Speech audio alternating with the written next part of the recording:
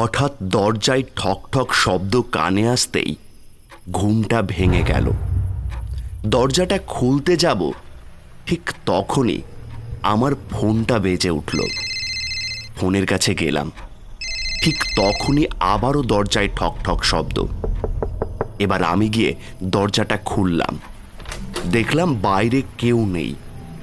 তাহলে এতক্ষণ কে দরজায় ধাক্কা দিচ্ছিল? শুধু একটা কালো বিড়াল দরজার সামনে ঘোরাঘুরি করছে। আওয়াজ পেলাম, আবার ফোনটা বেজে উঠল। আমি দ্রুত ঘরে গিয়ে ফোনটা হাতে নিতেই দেখলাম একটা আননোন নাম্বার থেকে কল আসছে। আমি কিছু না ভেবেই ফোনটা রিসিভ করলাম। হ্যালো স্যার, 108 নাম্বার রুমের পেশেন্টের অবস্থা খুব খারাপ, আপনি তাড়াতাড়ি আসুন। ফোনের ওপার থেকে ভেসে এলো একটা মধ্যবয়স্ক লোকের কণ্ঠস্বর। আমি কিছু বলার আগেই ফোনটা কেটে দিল। আমি ভাবলাম আমাদের হাসপাতালের রিসেপশনিস্ট সুবোধদা ফোন করলো হয়তো। 108 নম্বর রুমে আছে অচিন্ত। আমাদের হাসপাতালের সামনে ওষুধের দোকান ছেলেটার। আজ বিকেলে অ্যাক্সিডেন্ট হয়েছে, বিকেলে দেখে এসেছি। অবস্থা খুব একটা ভালো না। এদিকে বাইরে আষাঢ়ের বৃষ্টি। কি আর করার, এই বৃষ্টি মাথায় নিয়ে গাড়িটা নিয়ে বার হয়ে পড়লাম হাসপাতালের উদ্দেশ্যে। কিন্তু একটা কথা কিছুতেই মেলাতে পারছি না, এত রাতে দরজায় কে ধাক্কা দিচ্ছিল? যাই হোক, আমার নাম আকাশ, আমি পেশায় একজন ডাক্তার। চাকরির সুবাদে বহুদিন যাবৎ এই আমলকিপুর গ্রামে আছি। হাসপাতাল থেকে আমাকে থাকার জন্য এই বাড়িটির ব্যবস্থা করে দিয়েছে। বর্ষার রাত, রাস্তাঘাট পুরো ফাঁকা, আর বৃষ্টি তো থামার কোনো নামই নেই। তার উপর ঘড়িতে রাত প্রায় 2টো বাজে। হাসপাতালের সামনে পৌঁছালাম যখন, তখন প্রায় 2:30টা বেজে গেছে। দ্রুত ভেতরে গেলাম। সুবোধদা রিসেপশনে বসে আছে। জিজ্ঞেস করলাম, সুবোধদা কি হয়েছে? অচিন্ত কেমন আছে এখন? স্যার, রাতের শিফটের ডাক্তার রজতবাবু রাত 10টা নাগাদ বলল। আচ্ছা সুবোধদা, আমার বাড়ি থেকে কল এসেছিল, আমাকে একটু এমার্জেন্সি বাড়ি যেতে হবে। কোনো অসুবিধা হলে আমাকে ফোন করবেন, আমি চলে আসব। এই বলে চলে গেল। উনি যাওয়ার আগে অচিন্তকে 2টো ইঞ্জেকশন দিয়ে গিয়েছেন। তারপর থেকে কোনো অসুবিধে হয়নি। হঠাৎ রাত 1টা নাগাদ 108 নাম্বার রুম থেকে খুব জোরে জোরে চিৎকার আসতে থাকে। তখনই আমি রজতবাবুকে ফোন করেছিলাম, কিন্তু উনি ফোন রিসিভ করেননি। আপনি তো আমাকে কল করলেন। আমি কই না তো স্যার, আমি তো আপনাকে ফোন করিনি। কি বলছেন? ফোনটা আপনি করেননি? তাহলে কে কল করলো? ঠিক আছে, চলুন তো 108 নম্বর রুম থেকে একবার ঘুরে আসি, দেখি কি হয়েছে। আমরা 108 নম্বর রুমের দিকে গেলাম। রুমে ঢুকতে দেখলাম চারিদিকে জিনিসপত্র ছড়িয়ে ছিটিয়ে আছে, আর অচিন্ত অজ্ঞান অবস্থায় পড়ে আছে। আমি ওর হাতটা ধরতে বুঝতে পারলাম বেশ কিছুক্ষণ আগে মারা গেছে অচিন্ত। ওর শরীর পুরো বরফের মতো ঠান্ডা হয়ে গেছে। সুবোধদা, এ তো অনেকক্ষণ হয়েছে মারা গেছে। আচ্ছা সুবোধদা, আপনি ওর বাড়ির লোককে খবর দিন, আর আমি বডিটা পোস্টমর্টমের জন্য পাঠিয়ে দিচ্ছি।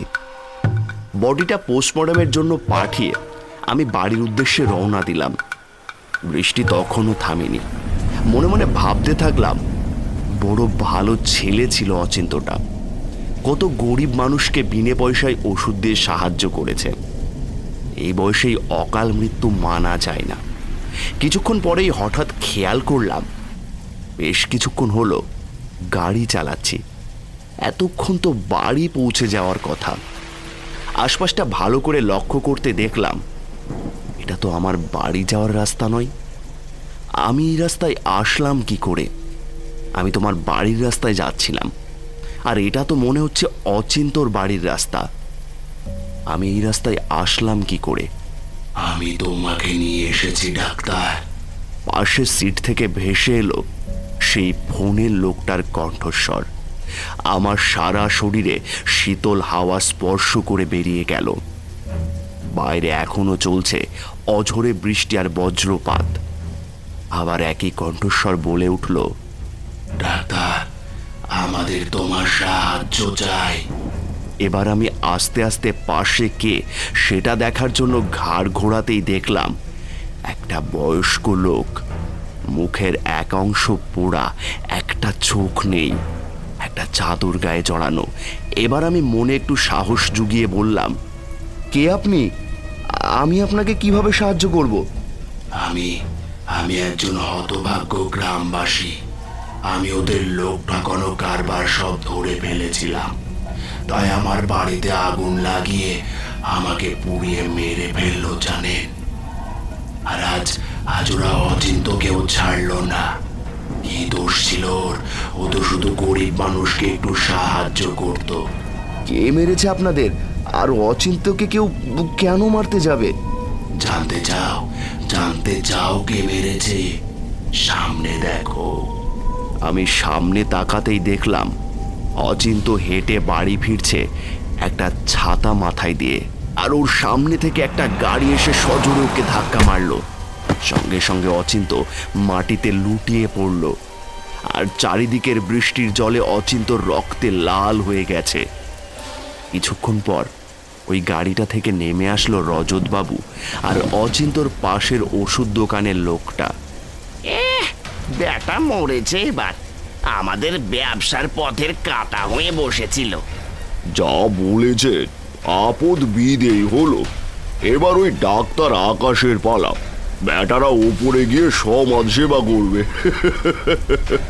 ঠিক বলেছেন। এবার আমার কাছে পুরো ব্যাপারটা কাঁচের মতো পরিষ্কার হয়ে গেল।